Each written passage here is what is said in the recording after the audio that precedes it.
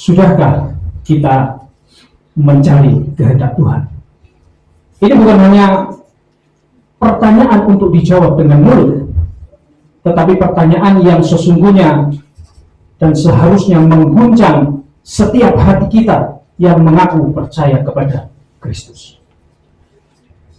Bapak Ibu Saudara, banyak dari kita yang mengaku sebagai orang Kristen, sebagai orang percaya, namun tidak tahu atau tidak memahami apa yang menjadi kehendak Tuhan di dalam hidupnya. Kita tidak tahu apa yang Tuhan mau dan kehendaki untuk dilakukan di dalam hidup ini. Yang kita tahu dan yang kita mau hanyalah Tuhan untuk selalu merealisasikan apa yang menjadi keinginan dan kehendak kita. Betul atau betul? Betul ya? Tidak sedikit orang Kristen yang masih memfokuskan hidupnya demi kepentingan diri sendiri, demi kehendaknya sendiri, dan bukan mencari dan melakukan kehendak Tuhan. Maka berapa banyak di antara kita yang sungguh-sungguh berusaha tunduk pada kehendak Tuhan dan melakukannya? Mau tunggu sampai kapan saudara baru mencari kehendaknya? Apakah saudara akan menunggu hingga berada di dalam kesulitan yang besar, dalam masalah atau dalam beban hidup yang berat terlebih dahulu? Saudara-saudara, Bapak Ibu terkasih dalam Tuhan, jangan tunggu sampai hal-hal tersebut terjadi terlebih dahulu dalam kehidupan saudara dan baru saudara mencari kehendak Tuhan. Nah, untuk itu hari ini saya rindu memberkati Bapak Ibu Saudara dengan khotbah pengajaran. Nah, khotbah saya pada hari ini berada di bawah tema hidup dalam kehendak Tuhan. Bapak Ibu Saudara, ini adalah sebuah tema penting. Mengapa ini saya katakan sebagai satu tema yang penting? Karena saya melihat begitu banyak orang percaya itu hidup di dalam kekhawatiran. Karena mereka tidak tahu harus mengambil keputusan yang mana dalam hidup mereka. Dan yang lebih menyedihkan lagi adalah sebagian besar bahkan tidak pernah menanyakan apa kehendak Tuhan dalam hal ini. Sebaliknya, mereka hanya bertanya, apa yang saya inginkan? Apa yang aku inginkan? Doa Daud menjadi teladan bagi setiap orang percaya yang rindu hidup selaras dengan kehendak Tuhan. Nah, seperti apa doanya? Mari kita buka dan baca ayat nas kita hari ini yang terambil dari Mazmur 143 ayat yang ke-10. Mazmur 143 ayat yang ke-10. Firman Tuhan berkata, ajarlah aku melakukan kehendak-Mu, sebab Engkaulah Allahku. Kiranya roh yang baik itu menuntun aku di tanah yang rata. Berbahagialah setiap kita yang mendengar firman, merenungkan dan melakukan dalam kehidupan sehari-harinya. Amin. Bapak Ibu Saudara terkasih dalam Tuhan, jika kita ingin hidup dalam kekudusan dan kepenuhan hidup yang sejati, maka kita harus mengenal, mencari, memahami, dan melakukan kehendak Tuhan. Nah, hari ini saya akan mengajak Bapak Ibu Saudara untuk mempelajari 4 hal kaitannya dengan kehendak Tuhan, agar kita dapat hidup dalam kehendak Tuhan yang sejati. Semuanya siap belajar? Katakan amin. Puji nama Tuhan. Oke, yang pertama kita akan mempelajari apa itu kehendak Tuhan. Nah, di sini saya akan membaginya menjadi 5 poin. Yang pertama, kehendak Tuhan adalah pernyataan dari maksud dan rencananya yang kudus dan sempurna atas ciptaannya. Saudara-saudara, kehendak Tuhan bukan sesuatu yang kacau atau berubah-ubah, tetapi teguh, penuh tujuan, dan dinyatakan melalui firman-Nya. Kita lihat Yesaya 46 ayat 9-10. Yesaya 46 ayat 9-10. Dikatakan di sana apa? Ingatlah hal-hal yang dahulu, dari sejak purbakala bahwasanya akulah Allah dan tidak ada yang lain. Akulah Allah dan tidak ada yang seperti aku, yang memberitahukan dari mulanya, yang kemudian dari zaman purbakala apa yang belum terlaksana, yang berkata, keputusanku akan sampai dan segala kehendakku akan kulaksanakan. Saudara-saudara, ayat ini menunjukkan bahwa kehendak Allah itu berasal dari rencana kekal dan tidak bisa digagalkan oleh apapun. Dikatakan tadi keputusanku akan sampai. Nah, frasa keputusanku ini menunjuk pada rencana kekal Allah. Kata keputusan sini dalam bahasa Ibrani menggunakan kata etsa yang berarti rencana, maksud atau niat kehendak Allah yang telah ditetapkan sejak semula. Ini bukan sekedar keinginan Allah saja, tetapi ketetapannya yang pasti dan tidak bisa digagalkan oleh manusia atau keadaan apapun. Amsal 19:21 berkata, banyaklah rancangan di hati manusia, tetapi keputusan Tuhanlah yang terlaksana. Kemudian frasa akan sampai. Ini berarti akan terjadi, akan digenapi dan tercapai sepenuhnya. Frasa ini menegaskan bahwa tidak satu pun rencana Allah yang akan gagal atau tertunda. Segala yang Dia tetapkan akan terjadi pada waktu yang tepat dan sesuai dengan kuasa dan kehendaknya. Ayat 42 ayat 2 berkata, aku tahu bahwa engkau sanggup melakukan segala sesuatu dan tidak ada rencanamu yang gagal.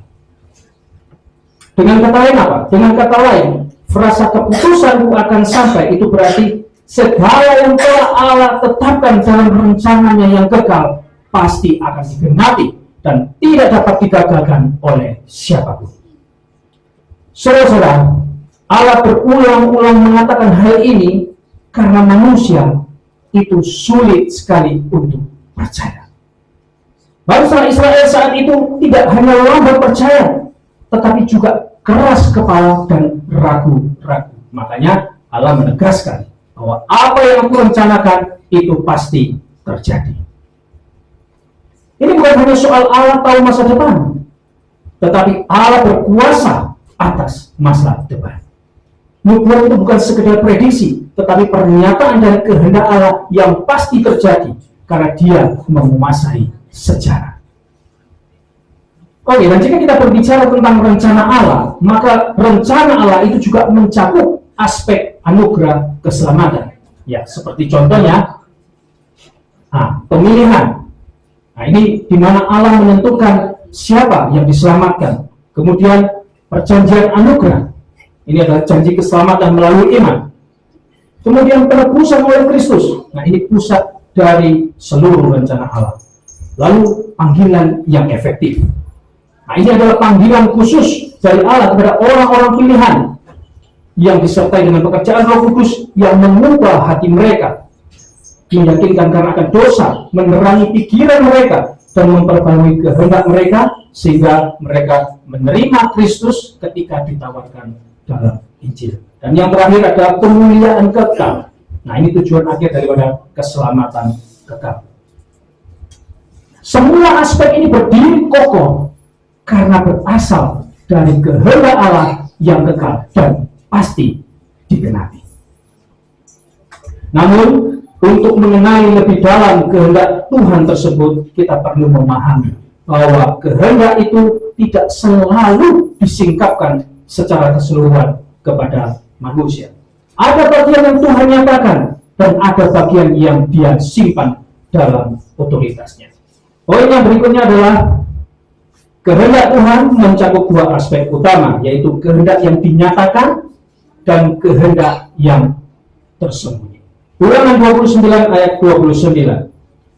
Firman berkata, hal-hal yang tersembunyi ialah bagi Tuhan Allah kita, tetapi hal-hal yang dinyatakan ialah bagi kita dan bagi anak-anak kita sampai selama-lamanya, supaya kita melakukan segala perkataan hukum Taurat ini. Nah, ayat ini berbicara tentang dua hal yang kontras. Yang pertama, hal-hal yang tersembunyi. Hal-hal yang tersembunyi adalah rencana Allah yang dalam dan tidak terselami, termasuk kehendak rahasianya. Kehendak yang tersembunyi adalah bagian dari rencananya yang tidak selalu dia ungkapkan secara langsung, tetapi tetap dia nyatakan dalam waktunya. Nah, contoh ya, mengapa seseorang itu mengalami penderitaan berat padahal hidupnya setia. Nah, sahabat, seperti Ayub ya, dia tidak diberi penjelasan atas penderitaannya, tetapi Allah punya maksud yang besar yang tidak langsung dinyatakan. Kemudian contoh berikutnya, berbicara tentang kedatangan Tuhan. Kapan tepatnya Yesus datang? Yesus sendiri berkata dalam Matius 24 ayat 36, tetapi tentang hari dan saat itu tidak seorang pun yang tahu. Nah, itu tadi adalah contoh-contoh hal yang memang tidak dinyatakan atau tersembunyi. Nah, saudara-saudara, kita ini tidak dipanggil untuk menyelidiki sampai dalam hal-hal yang Allah sembunyikan. Tetapi apa? Tetapi untuk mempercayainya. Amin. Kemudian hal-hal yang dinyatakan. Hal-hal yang dinyatakan adalah ajaran dan hukum yang telah Allah sampaikan secara eksplisit atau secara jelas kepada umatnya melalui Taurat atau Alkitab ya. Kehendak yang dinyatakan itu ada dalam firman Tuhan, maksudnya Alkitab tadi, yaitu hal-hal yang Tuhan ingin ketahui untuk kita dan harus kita lakukan. Allah tidak mengungkap segala sesuatu kepada manusia, tetapi semua hal Allah beritahukan kepada kita, dan itu bukan untuk diselidiki secara langsung. Ada batas antara kewahyuan Allah dan rahasia Allah. Dan kita tidak dipanggil untuk menyelidiki yang tersembunyi, melainkan untuk mentaati yang sudah jelas. Nah, hal ini menegur keingintahuan manusia yang berlebihan. Karena banyak ya manusia artinya yang terlalu kepo kepada rencana kehendak Allah. Nah, ini Allah nggak terlalu suka dengan hal yang seperti itu. Makanya ada yang dinyatakan, ada yang disembunyikan. Kalau tadi itu adalah hal-hal yang tersembunyi. Sekarang contoh hal-hal yang dinyatakan ya. Pertama, ada kan perintah untuk mengasihi sesama dan mengasihi diri kita sendiri. Nah, ini adalah kehendak Allah yang jelas. Dikatakan kasihilah sesamamu manusia seperti dirimu sendiri. Berikutnya, panggilan untuk hidup kudus dalam 1 Tesalonika 4 ayat 3 dikatakan karena inilah kehendak Allah mengudusanmu, yaitu supaya kamu menjauhi percabulan dan seterusnya. Nah, bagian inilah adalah yang seharusnya kita fokuskan. Karena disinilah Tuhan menyatakan secara eksplisit atau secara jelas apa yang harus kita ketahui dan apa yang harus kita imani dan lakukan. Saudara-saudara, walau ada bagian yang tersembunyi, kita perlu ingat bahwa kehendak Tuhan tidak pernah bisa digagalkan oleh siapapun atau apapun. Kehendak itu pasti terlaksana karena berasal dari Allah yang berdaulat penuh atas segala sesuatu.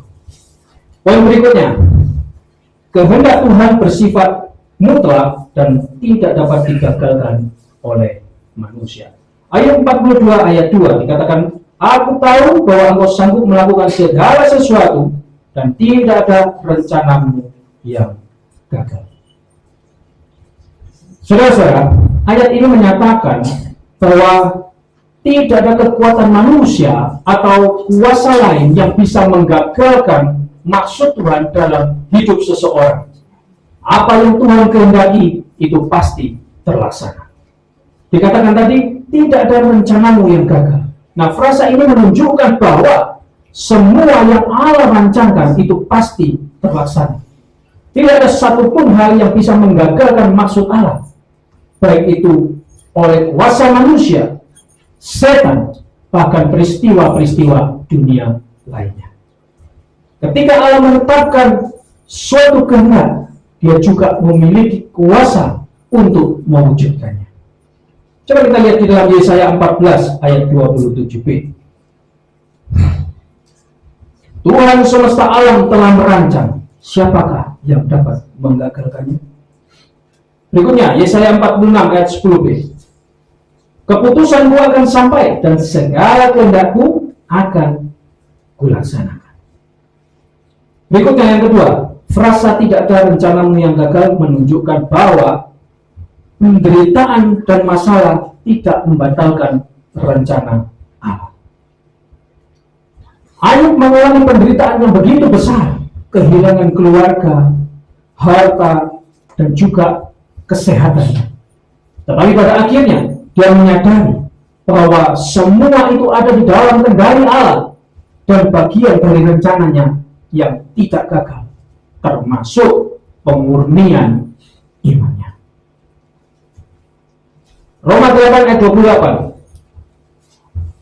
Firman Tuhan berkata, kita tahu sekarang bahwa Allah turut bekerja dalam segala sesuatu untuk mendatangkan kebaikan bagi siapa? Bagi mereka yang mengasihi Dia. Yang ketiga, frasa tidak ada rencanamu yang gagal menunjukkan pernyataan iman terhadap kedaulatan dan kebijaksanaan Allah. Ayub tidak lagi mempertanyakan mengapa dia menderita, melainkan menyerahkan diri dalam iman penuh.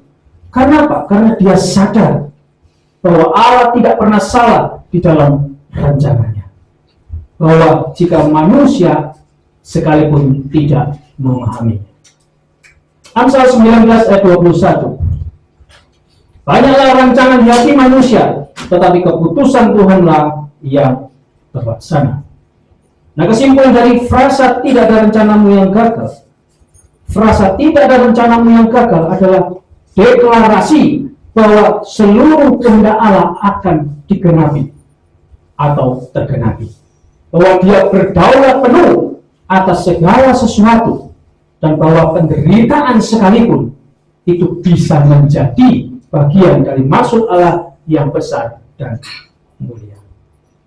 Jadi Bapak Ibu Saudara, jangan pernah khawatir dengan penderitaan yang saat ini kita hadapi, kita alami. Kalau kita memang percaya, kita adalah orang yang sungguh-sungguh beriman dan percaya kepada Tuhan, maka apapun yang sedang kita hadapi, sekalipun itu berat, tidak enak, itu juga ada di dalam bagian dan rencananya. Saudara-saudara, ini bukan hanya sebuah doktrin, tetapi sebuah penghiburan besar bagi setiap orang yang percaya. Di mana bahwa hidup kita itu tidak di luar kendali Allah. Dan apa yang sedang Dia kerjakan dalam hidup kita, itu pasti akan membawa kepada tujuan yang terbaik. Amin. Saudara, tetapi bukan hanya tidak tergoyahkan, kehendak Tuhan juga memiliki sifat yang luar biasa, yaitu selalu baik, sempurna, dan mendatangkan berkat bagi mereka yang mengasihinya. Poin berikutnya, kehendak Tuhan selalu baik, sempurna, dan menyelamatkan. Roma 12 ayat yang kedua. Dikatakan, janganlah kamu menjadi serupa dengan dunia ini, tetapi berubahlah oleh pembaruan budimu, sehingga kamu dapat membedakan manakah kehendak Allah, apa yang baik, yang berkenan kepada Allah, dan yang sempurna. Saudara-saudara, kehendak Tuhan bukan hanya benar secara moral, tetapi juga benar secara spiritual, membentuk dan menuntun kita menuju kekudusan dan keserupaan dengan Kristus. Ayat ini memberikan pengertian yang sangat penting tentang sifat kehendak Tuhan. Rasul Paulus menyebut 3 karakter kehendak Allah. Yang pertama apa? Baik. Artinya kehendak Tuhan selalu membawa kebaikan sejati. Bukan hanya dalam jangka pendek, tetapi untuk kekekalan. Nah, kata baik di sini bukan sekedar menyenangkan, tetapi moral dan rohani yang membangun dan menuntun kita pada kehidupan yang benar di hadapan Allah. Kemudian berikutnya adalah berkenan kepada Allah. Apa artinya? Artinya kehendak Tuhan adalah hal-hal yang memuliakannya, sesuai dengan karakternya yang kudus dan benar. Kehendak Tuhan itu tidak pernah kompromi dengan dosa atau dunia, melainkan selalu menyenangkan hatinya. Yang berikutnya adalah sempurna. Artinya kehendak Allah itu tidak cacat, tidak meleset, tidak kurang, serta mencakup seluruh aspek hidup kita, dari hal yang kecil sampai dengan yang besar.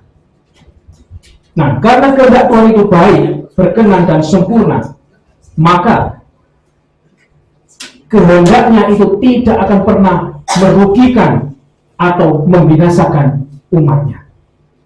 Dia tidak pernah salah di dalam menuntun, bahkan ketika jalannya itu terasa tidak masuk akal bagi kita. Ya, kita sering ya kadang-kadang tidak mengerti jalan hidup kita. Tetapi itulah Tuhan yang penuh misteri, tapi juga penuh dengan kebaikan.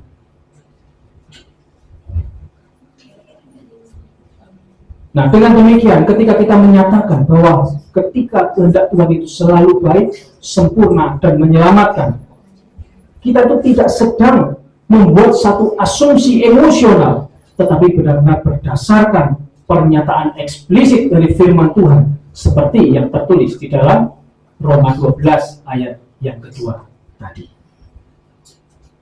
Sekarang Roma 8 ayat 28. Firman Tuhan berkata, kita tahu sekarang bahwa Allah turut bekerja dalam segala sesuatu untuk mendatangkan kebaikan bagi mereka yang mengasihi Dia, yaitu bagi mereka yang terpanggil sesuai dengan rencana Allah.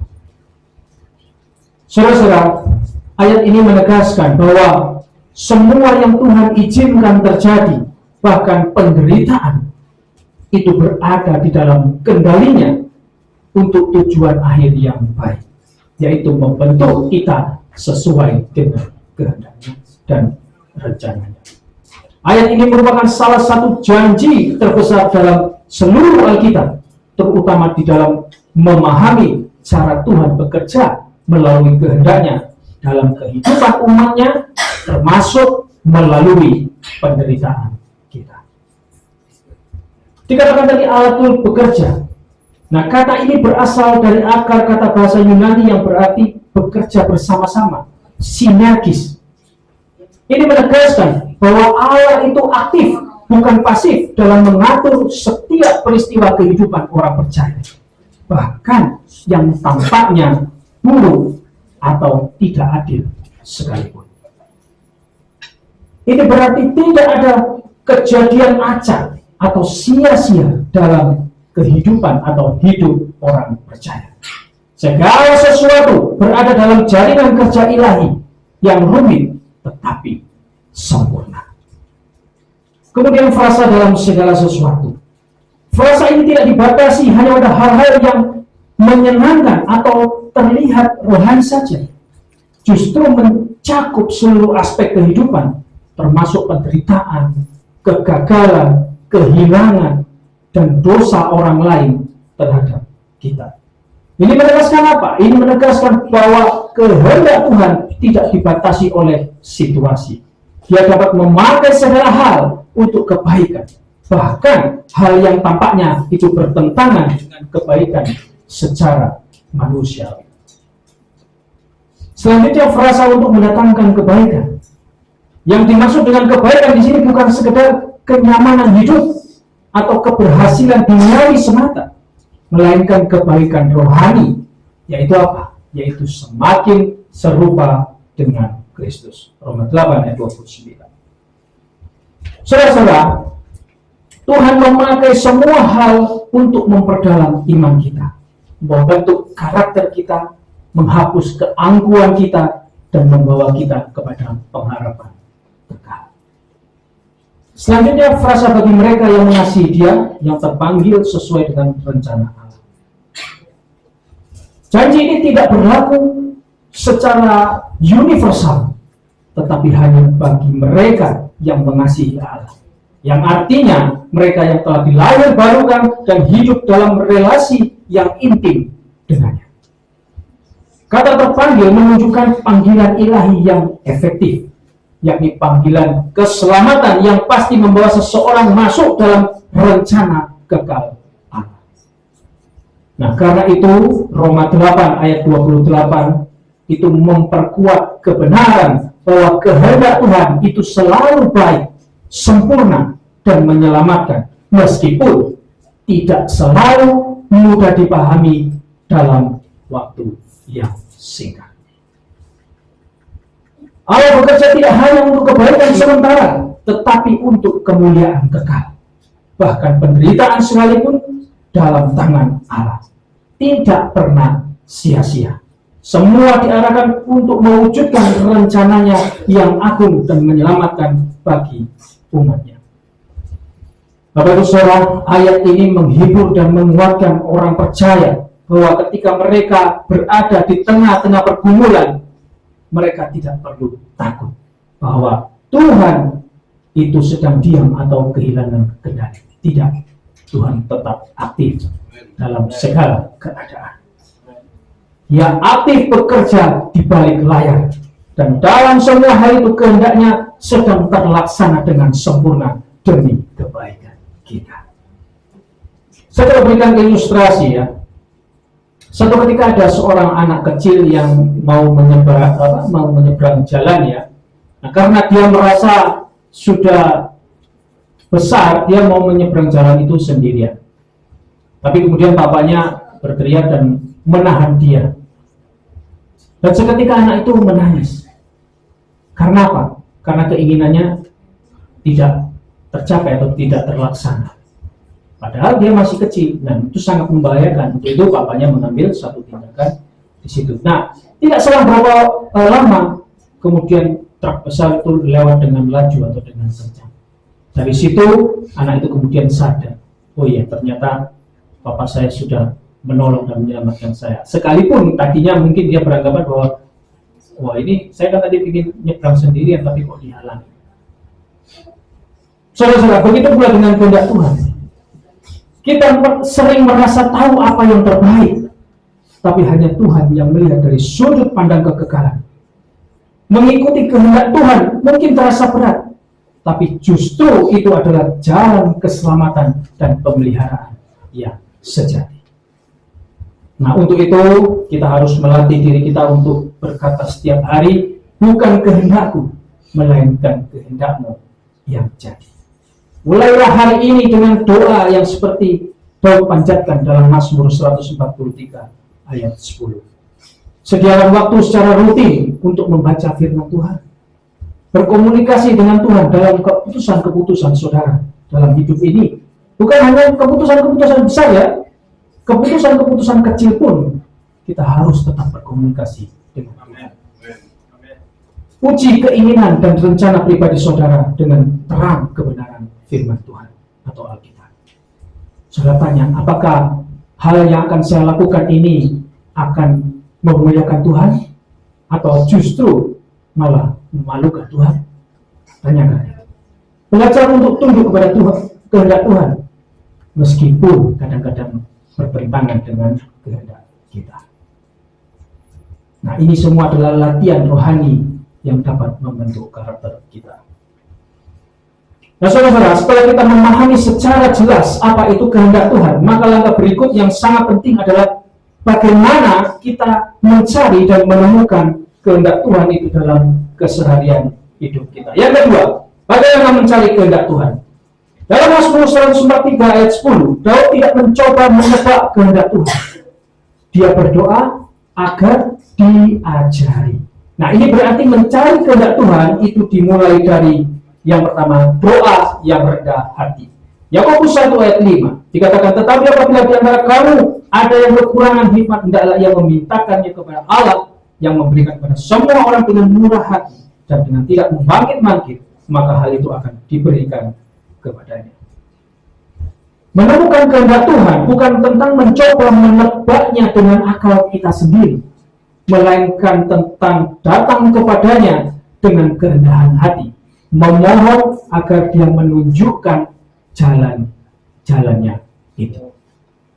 Kerendahan hati itu memampukan kita untuk terbuka terhadap tuntunan ilahi dan menjauhi dari sikap sok tahu dan mengandalkan diri sendiri. Selanjutnya, merenungkan firman Tuhan.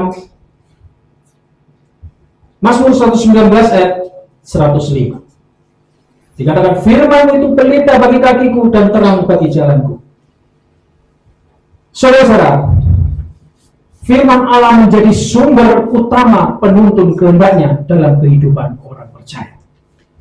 Ketika kita memikirkannya secara mendalam, Tuhan membukakan nilai-nilai dan arahan yang membantu kita menentukan pilihan itu dengan benar. Firman-Nya itu berfungsi sebagai penerang dalam kegelapan dan penunjuk arah dalam setiap langkah hidup kita. Lalu selanjutnya, taat pada terang yang sudah ada. Lukas 16 ayat 10a. Dikatakan barang siapa setia dalam perkara-perkara kecil, dia setia juga dalam perkara-perkara besar.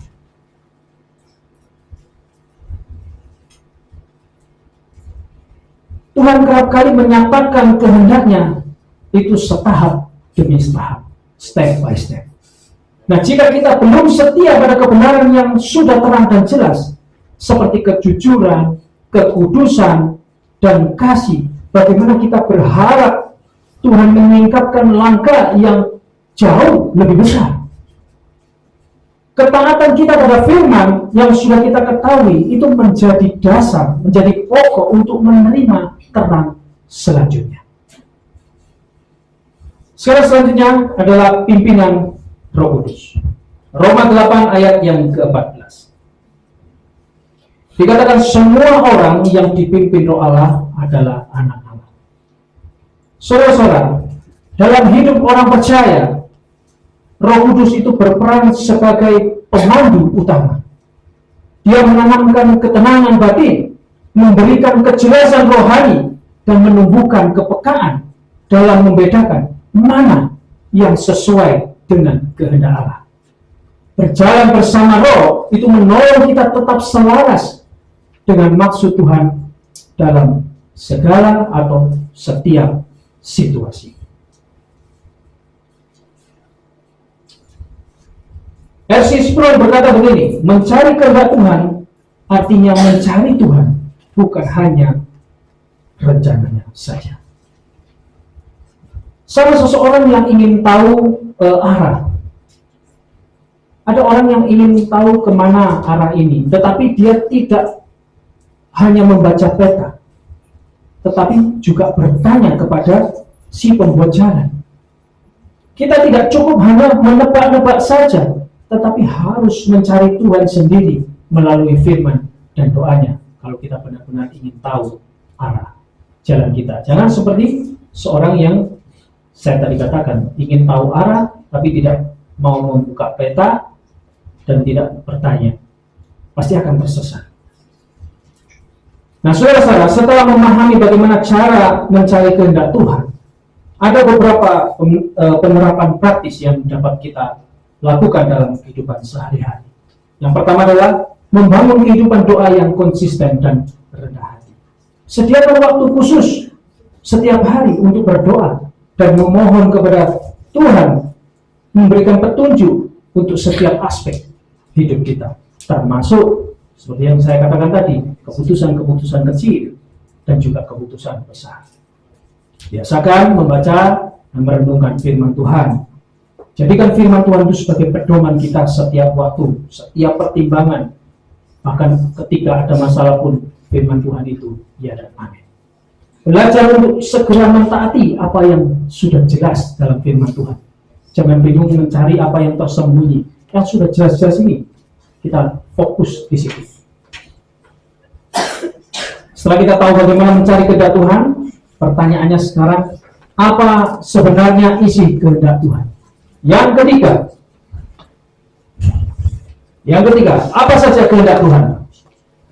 Saudara-saudara, Alkitab menyebut banyak hal yang merupakan kehendak Tuhan. Nah, beberapa di antaranya itu sangat jelas. Yang pertama, keselamatan bagi semua orang yang percaya. 1 Timotius 2 ayat 3-4.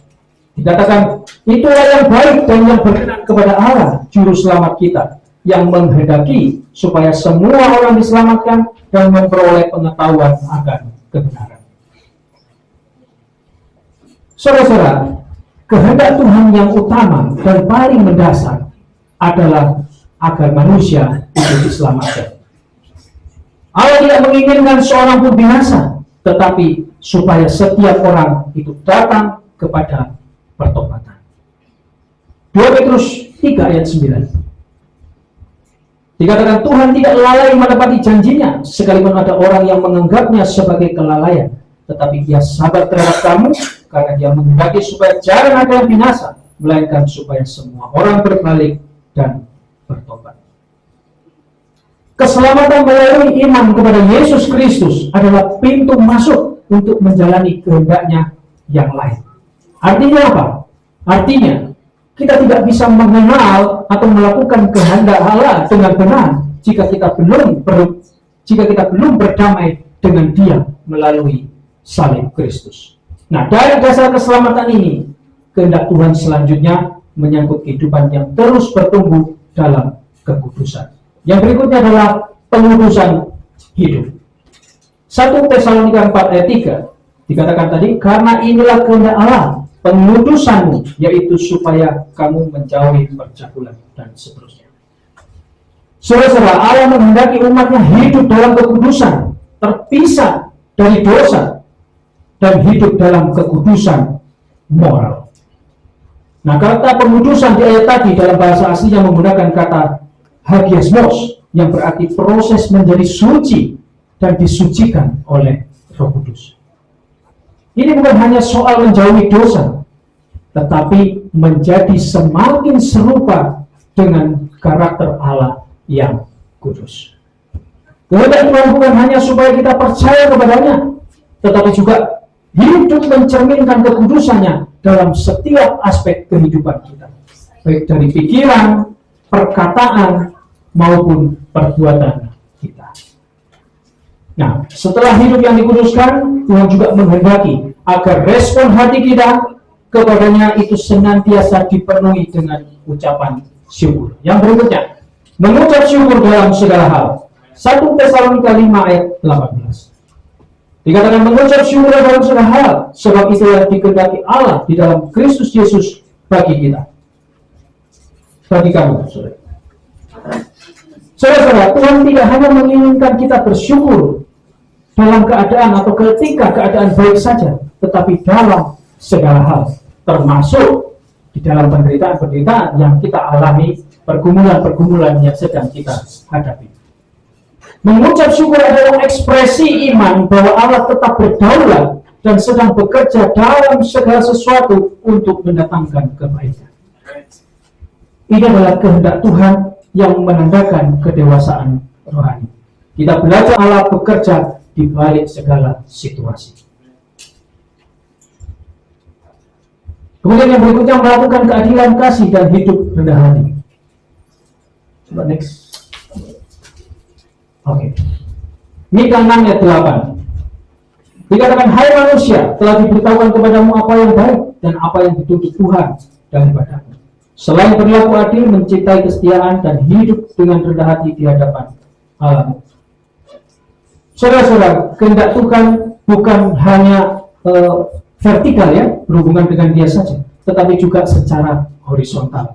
Artinya dalam cara kita hidup kepada sesama. Dia menginginkan kita menegakkan keadilan, mengasihi dengan setia, dan menjalani hidup dengan kerendahan hati di hadapannya. Kehendak Tuhan tidak hanya bersifat abstrak atau teoritis, tetapi nyata dalam tindakan kita setiap hari kepada orang lain. Yang berikutnya menjadi serupa dengan Kristus. Roma 8 ayat 29 dikatakan, sebab semua orang yang dipilihnya dari semula, mereka juga ditentukannya dari semula untuk menjadi serupa dengan gambaran anaknya, supaya dia anaknya itu menjadi yang sulung di antara banyak saudara. Saudara-saudara, inilah kehendak Allah yang paling agung, yaitu membentuk karakter Kristus dalam diri kita. Proses ini sering melibatkan didikan, penderitaan, dan pengujian, tetapi hasil akhirnya adalah transformasi rohani yang memuliakan Allah. Menjadi serupa Kristus berarti berpikir seperti Kristus, mengasihi seperti Kristus, dan juga melayani seperti Kristus. Segala hal dalam hidup kita, baik dan buruk, Tuhan izinkan untuk mengarahkan kita kepada tujuan ini. Saya coba kutip kata-kata dari Wiersbe. Wiersbe berkata begini, kehendak Tuhan bukan tujuan akhir, melainkan gaya hidup yang taat. Saudara-saudara, sama seperti seorang murid yang taat pada kurikulum gurunya, dia tidak memilih-milih mata pelajaran. Nah, demikian orang percaya kehendak Tuhan bukan hal yang harus dinegosiasikan, tetapi untuk dijalani. Amin. Oke, sekarang berikutnya yang keempat, yang terakhir ya. Bagaimana cara melakukan kehendak Tuhan? Mazmur 143 ayat 10 berkata, ajarlah aku melakukan kehendak-Mu, sebab Engkaulah Allahku. Kiranya Roh-Mu yang baik untuk menuntun aku di tanah yang berata. Ini menunjukkan bahwa melakukan kehendak Tuhan bukan sekedar soal mengetahui, tetapi soal dibentuk dan dituntun untuk melakukannya. Maka hal ini membutuhkan 4 hal utama. Yang pertama adalah hati yang diajar, yaitu rendah hati menerima firman Tuhan. Saudara-saudara, melakukan kehendak Tuhan dimulai dari hati yang terbuka dan mau diajar. Kalau kita sudah keras terlebih dahulu, bagaimana Allah mau membentuk karakter kita, bagaimana Allah mau mendidik kita dan menjadikan kita sesuai dengan rencananya. Yang diperlukan adalah kerendahan hati. Daud tidak berkata, aku tahu apa yang harus kulakukan, tetapi justru dia berkata, ajarlah aku. Amsal 3 ayat 7 dikatakan, janganlah engkau menganggap dirimu sendiri bijak, takutlah akan Tuhan dan jauhilah kejahatan. Sikap teachable ini menolak kesombongan rohani dan membuka diri untuk dididik oleh firman setiap hari. Nah, jika hati yang terbuka menjadi fondasi, maka kita juga perlu tahu siapa yang memimpin kita dalam proses ketaatan. Yang berikutnya, kehidupan yang dipimpin oleh Roh Kudus, bukan kekuatan sendiri. Daud berseru, kiranya Roh-Mu yang baik itu menuntun aku. Daud sadar bahwa kekuatan manusia itu tidak cukup untuk melakukan kehendak Tuhan. Roh Kudus itu memberi kuasa, memberi penghiburan, dan memberikan kepekaan untuk taat kepada firman Tuhan. Coba lihat Galatia 5 ayat 16. Dikatakan, hiduplah oleh Roh, maka kamu tidak akan menuruti keinginan daging. Saudara-saudara, melakukan kehendak Tuhan hanya bisa berhasil jika Roh Kudus sendiri yang memimpin dan kita tunduk dalam pimpinannya. Amin.